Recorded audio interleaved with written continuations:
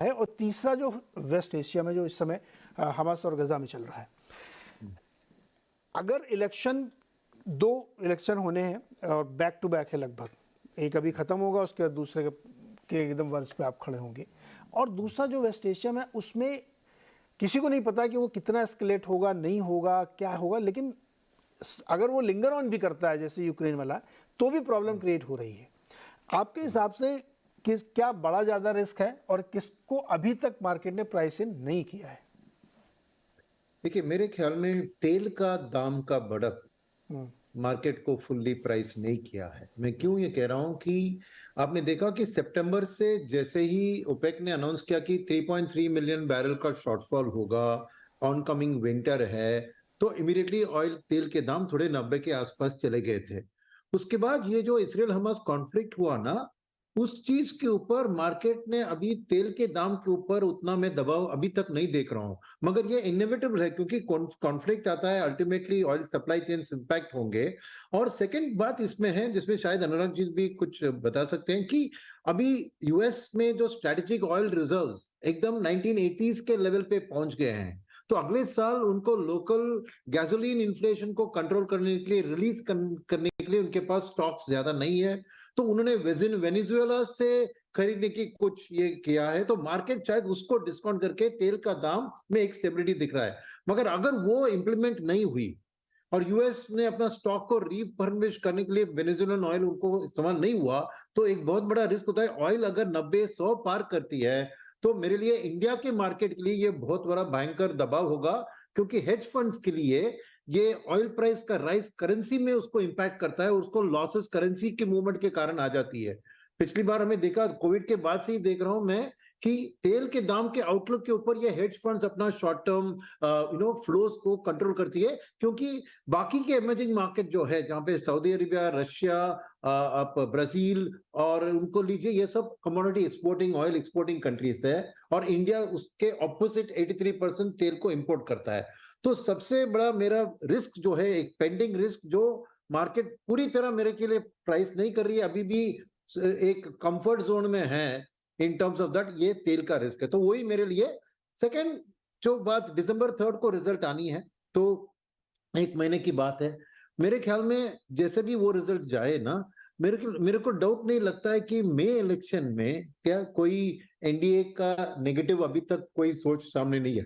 तो वो वाला रिस्क में अभी मार्केट में कुछ उसमें एक फैक्टरिंग नहीं हो रहा है, राइट। तो खाली मेरे लिए तेल का दाम सबसे इंपॉर्टेंट ट्रैकिंग वाली चीज है इस चीज के ऊपर।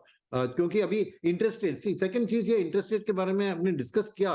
मगर याद रखिए कि एक हेज फंड बोरो करता है, क्योंकि वो मार्जिन ट्रेडिंग की तरह वो अपने पोर्टफोलियो अगेंस्ट लिवरेज करके कैरी ट्रेड के थ्रू यहाँ इन्वेस्ट करता है। तो ये जो expectation of rate cut market में बिल्ड हो गए, वो हेज फंड्स को कॉन्फिडेंस दिलवाएगी कि उनका short term borrowing floating rate पे होता है, कोई फिक्स रेट में नहीं देता है उनको। तो ये जो 6 महीने और 9 महीने का जो हेज फंड्स आउटलुक लेती हैं, उनके लिए ये राहत मिली है। तो वो फ्लो शायद इंडिया को, जो डर था कि अगर एक रेट हाइक प्राइस होता तो उनकी कॉस्ट ऑफ बोरिंग बढ़ती, तो उनका मार्जिन ऑफ सेफ्टी घट जाता।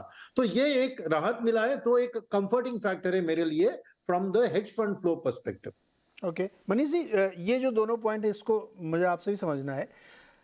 अभी सर्दियां बढ़ेंगी तो पूरी दुनिया में ऑयल की डिमांड भी बढ़ने लगती है, एसपीआर खाली है तो वो भरेंगे, ये सब लोकल फैक्टर्स प्ले अप होंगे धीरे धीरे। लेकिन एक तो जो वेस्ट एशिया में चल रहा है उस पर भी, और दूसरा ये जो इलेक्शन का रिस्क है, क्योंकि वो जेफरीज ने भी लिख भी दिया है, पता नहीं वो कितना कितना डिस्काउंटिंग वो लेके चल रहे हैं। आपके हिसाब से अपने मार्केट के लिए इन दोनों फैक्टर्स में क्या रिस्क है? मैं आपको 7-8 महीनों से लिख रहा हूँ इस चीज को, ज्यादा 10 महीनों से इलेक्शन पे। हाँ, तो फाइनली इस बात पे एटलीस्ट एक कॉन्वर्सेशन बिगिन हुआ है। देखिए, इलेक्शन का एक सिंपल एल्गोरिथम होता है, ये 70-80% इन एंटी इनकम्बेंसी और 20-30% if something unique the government is into, है ना। अगर जैसे यूएस इकोनॉमी अगर रिसेशन में है, तो कितना भी फर्स्ट टाइम प्रेसिडेंट भी हारेगा। सिंपल रूल है, 300 सालों में सिर्फ 1 या 2 एक्सेप्शन है 250 सालों में। तो अगर इकोनॉमी हमारी बहुत खराब है, हमारे हिंदुस्तान में क्या है कि जीडीपी इंपॉर्टेंट नहीं होती, इन्फ्लेशन इंपॉर्टेंट होती है। तो अगर इन्फ्लेशन बहुत खराब है तो मतलब राजा हारेगा, और अगर राजा दूसरी या तीसरी बार लड़ रहा है, चौथी बार लड़ रहा है तो भी हारेगा। तो इसलिए क्या है, अब इसमें क्या सर्टेनिटी नहीं, ऑफकोर्स सामने हमारे पास में डेटा है कि मोदी जी पॉपुलर भी हैं और सामने इतना अच्छा फेस नहीं है शायद अभी तक, लेकिन इतनी निश्चितता होना कि नहीं राजा फिर से आएगा ही, ये गलत है। तो ये मैं आपको 8-10 महीनों से काफी लोगों को, जो मेरे दोस्त हैं, उनको हाईलाइट करने की कोशिश कर रहा हूँ कि इतना सर्टन नहीं है जितना आप मान रहे हैं, है ना। तो ये इलेक्शन पे मेरा बेसिक व्यू है कि मेरे को लगता है कि 2/3 प्रोबेबिलिटी में अभी भी इसी को असाइन करूंगा कि शायद एनडीए वापस आ जाए 230-240 सीटों के साथ में, और प्लस 30-40 लोगों को इकट्ठा करना पड़ेगा। वो एक बेहतर मैक्रो सेटअप होगा, पॉलिटिकल सेटअप होगा बनिस्बत इसके मार्केट के पॉइंट ऑफ व्यू से। आम जनता के पॉइंट ऑफ व्यू से क्या होगा वो अलग डिस्कशन है, लेकिन अगर ऑल्टरनेट सेटअप आता है 2004 जैसा या मिड 90s जैसा, पोस्ट नरसिम्हा राव जो हुआ था, तो फिर दिक्कत है, क्योंकि वो पॉपुलिज्म वर्सेस प्रॉफिट वाला जो है, सोशलिज्म वर्सेस लिबरलिज्म वाला जो है सेटअप, उसमें आप जब लैटर को चूज करते हो तो दोनों मल्टीपल्स भी रिड्यूस होते हैं और प्रॉफिट मार्जिन भी रिड्यूस होते हैं।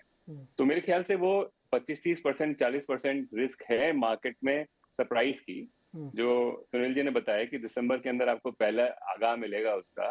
तो मैं मोर और लेस सर्टेन हूँ कि एक नेगेटिव न्यूज भी आने वाला है, ठीक है। तो मेरे ख्याल से पहली बार मार्केट ठीक से प्राइस करने लगेगा। देखिए आप है ना, जो मार्केट को ठीक से ऑब्जर्व करते हैं वो देख रहे हैं कि एक्चुअली इंडियन मार्केट का जो इम्पल्स है वो इतना पॉजिटिव नहीं है काफी महीनों से। अब आप पॉजिटिव न्यूज पे भी ठीक से रिएक्ट नहीं कर रहे हैं, जबकि 2022 का आप सेटअप आप देखिए कि आप कितनी तबाही हो रही थी चारों तरफ, फिर भी हमारी इम्पल्स बहुत पॉजिटिव थी। तो उस दृष्टि से आप देखेंगे तो इलेक्शन जो है वो शायद थोड़ा बहुत प्राइस होने लगा है और एक सब्सटेंशियल प्राइसिंग मेरे ख्याल से दिसंबर में होगी।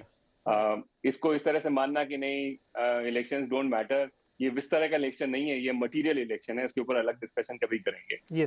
दूसरा मिडिल ईस्ट को लेकर के मेरा व्यू है इतना कि क्योंकि ऑयल का जो लिंकेज है वो स्ट्रेट ऑफ हॉर्मुज से है और ईरान से है, और क्योंकि जिसको अब अमेरिकन एक्सिस ऑफ ईवल बोलते हैं कि चाइनीज बेड़े वहां खड़े हुए हैं स्ट्रेट ऑफ हॉर्मुज को प्रोटेक्ट करने के लिए, और ईरान से एनीवे ऑयल चाइना खरीद रहा है, तो एक बहुत बड़ी रिस्क है नहीं। सब्सटेंशियल एस्केलेशन अगर बहुत हो जाए तो अलग बात है, अदरवाइज बहुत बड़ी रिस्क ऑयल को नहीं है। ऑयल का मोटा मोटी रूल ये है नीरज कि 70-75% का जो ऑयल का मूवमेंट है वो डिमांड से ड्रिवन होता है, और 25-30% जो है वो जब कभी जियोपॉलिटिकल डिसरप्शन, सप्लाई डिसरप्शन हो तो उससे ड्रिवन होता है।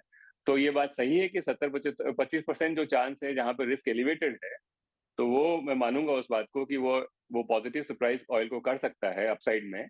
लेकिन क्योंकि हम इस बात को मान रहे हैं कि अब बहुत बड़ा दुनिया का, खास करके OECD जो 50% ऑयल को कंज्यूम करता है, वहां पे सब्सटेंशियल स्लो डाउन। हम यूएस पे डिबेट कर रहे हैं कि वहां रिसेशन आएगा नहीं आएगा, स्लो डाउन पे कोई डिबेट नहीं है, और यूरोप के अंदर एक आध छोटी कंट्री को हटाते हैं तो ऑलरेडी रिसेशन में है।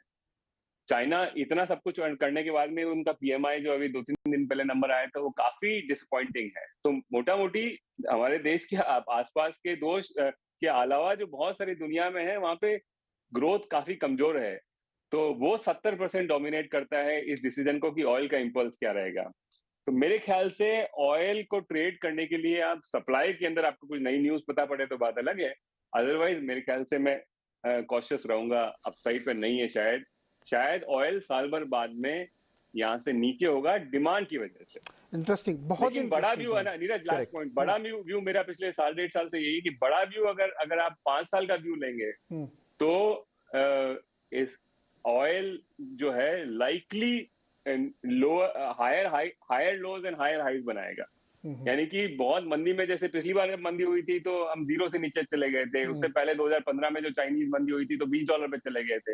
इस बार मंदी होकर भी हम शायद $50, $60 पे जाएंगे और ऊपर में शायद हायर हाइज बनाएंगे। तो आप ऑयल ट्रेडर हैं तो आपको लंबा टैंक में रख करके रखना चाहिए, लेकिन अगर आप 6-12 महीने का व्यू ले रहे हैं तो मेरे ख्याल से ऑयल इतना बड़ा इशू इंडिया के लिए नहीं रहेगा। मेरे ख्याल से इलेक्शन बड़ा इशू है, बाकी सब चीजें इंडिया में काफी ठीक है, प्रॉफिट मार्जिन ठीक ठाक है, वैल्यूएशन 2 सालों बाद में अब ठीक लगने लगी हैं, of course growth relative to rest of the world शायद हम बेहतर होंगे अगले एक साल के अंदर, क्योंकि हमारे यहाँ इतना स्लो डाउन नहीं होने वाला जितना यूएस यूरोप में हो रहा है। जी, वेरी क्विक कमेंट आपका इस पे, फिर मुझे break हाँ लेना है। सो जो मनीष जी ने कहा और सुनील जी के क्वेश्चन का आंसर भी वही है कि for oil to rise above 100 we need a very bullish economy, जो अभी यूरोपियन यूनियन नहीं दिख रहा है, most notably China slow down में जा रहा है और यूएस उसको स्ट्रेटेजिक ऑयल रिजर्व से बैलेंस कर रहा है। बट एक और पॉइंट ये है कि US is softly overlooking the Iranian flow of and Russian flow of oil into the market, तो उससे कोई सप्लाई डिमांड का मिसमैच नहीं है और ऊपर से ग्लोबल ग्रोथ के कोई टेलविंड्स नज़र नहीं आ रहे, तो इससे ऑयल चेक में है। But it will come back only when the global economy researches, otherwise नहीं। तो ये तो इस बारे में बात हुई ऑयल की। Elections I think the international market more or less beliefs Neeraj ji के, और इंटरनेशनल प्रिंट मीडिया तकरीबन कह रहा है कि मोदी विल आई थिंक, मैं वो जो बहुत नेगेटिव बातें करते हैं जो वो चाहते हैं मोदी जी के ना जीते, वो भी अब कह रहे हैं कि वो जीतो जाएंगे।